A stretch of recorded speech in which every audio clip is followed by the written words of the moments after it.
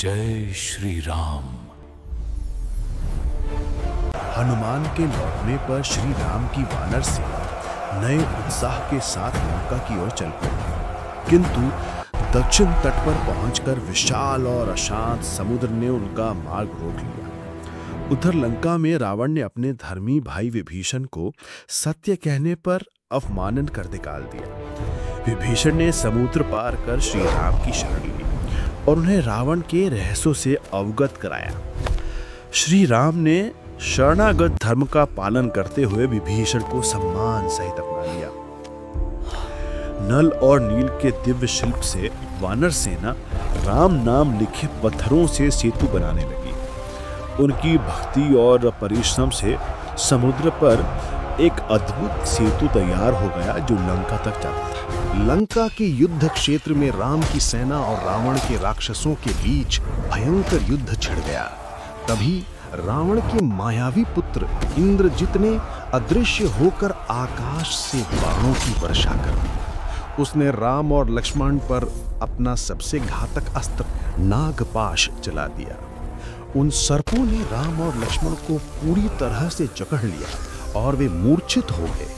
अपने प्रभु को इस दशा में देख पूरी वानर सेना ने आशा खो दी और विलाप करने लगी।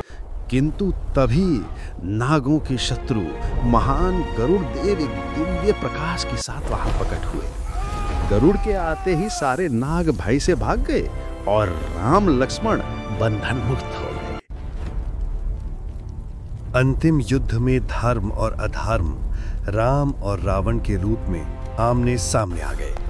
दोनों योद्धाओं ने अपने दिव्यास्त्रों का प्रयोग किया, जिनकी टक्कर से आकाश गूंज उठा। श्री राम ने अपने बाणों से एक ही क्षण में रावण के 10 सिर धड़ से अलग कर दिए, किंतु रावण की मायावी शक्ति से उसके 10 सिर तुरंत ही फिर से उगाए। तब विभीषण ने श्री राम को रावण की मृत्यु का रहस्य बताया। उसकी नाभि में अमृत है। यह जानकर श्री राम ने ब्रह्मांड के सबसे शक्तिशाली अस्त्र ब्रह्मास्त्र का आह्वान किया।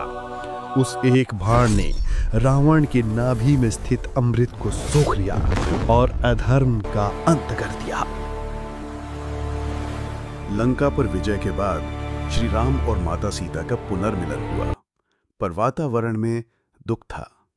राजधर्म से बंधे राम ने भारी हृदय से सीता को अपनी पवित्रता सिद्ध करने के लिए कहा। माता सीता की अग्नि परीक्षा के लिए एक विशाल चिता तैयार की गई। अपने सत्यत्व पर पूर्ण विश्वास के साथ सीता शांत भाव से उस धधकती अग्नि की ओर चली।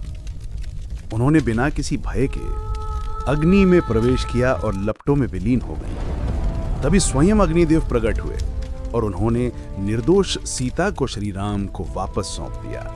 पवित्रता सिद्ध होने पर राम और सीता अयोध्या लौटे और राम राज्य की स्थापना हुई।